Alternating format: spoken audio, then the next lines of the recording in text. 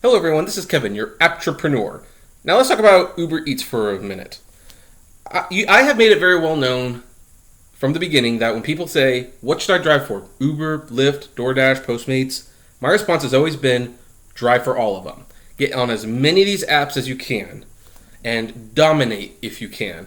Because by being on multiple apps for multiple services, you put yourself in a position where you are more valuable to them than they are to you. And you want to stay in that position. So some people have been asking because Uber Eats has been expanding, it's been growing, it's starting to show up in your area. If it hasn't shown up in your area, it will be there soon, trust me. And Uber's been pushing for people to add on delivery as one of their things. And it's pretty much going to be for food, you know it is.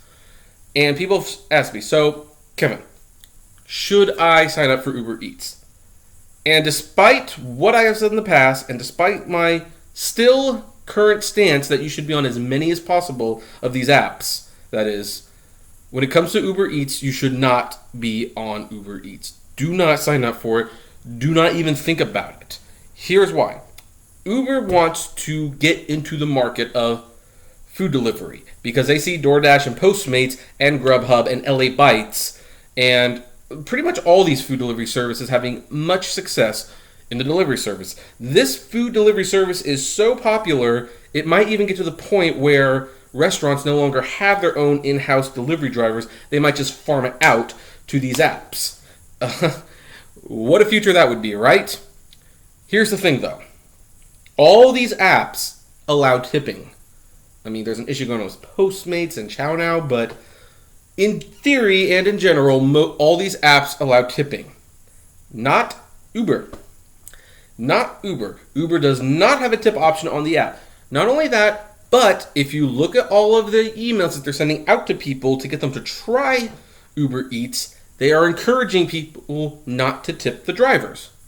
Now, they're not actually saying don't tip your driver. They're just saying no tip required, which in people's minds like, oh, they must pay the tip. No, this is wrong. Uber Eats does not tip the driver, and Uber Eats will not give people an app option to tip the driver. And this is such a backward step. You know how I always say, your position, you should be more valuable to them than they're to you. This is how you start. You do not sign up for Uber Eats. You do not deliver for Uber Eats. You do not even contemplate delivering for Uber Eats. I have not signed up for Uber Eats. I will not sign up for Uber Eats. If Uber somehow manages to trick me into signing for Uber Eats, I will not accept a single delivery, especially since I can't get deactivated for not accepting things anymore. You do not want this to be the direction the industry goes.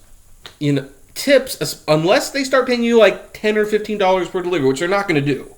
They will never do that. But unless they start doing that, you need to stress tips are mandatory. You need to tip. You need to drive for services that encourage people to tip. Right now, DoorDash is the best one. DoorDash and Grubhub, they're the best ones that make people tip, or they really push the tipping hard. You have to be dedicated to not tip on those apps. Postmates makes it a little bit easier to not tip, but it's still there. The tip option is still in front of you, if you will. Uber Eats, there is no tip option whatsoever. Not only that, their emails and their little promotional things encourage them not to tip the drivers. This is not the direction you want the industry to go. Do not sign up for Uber Eats. It doesn't even make any sense to drive for Uber Eats because they're going to give you the same $5 that all these other apps are going to give you, except with the other apps, you might get tipped. And those tips can be the difference between $10 an hour to $30 an hour.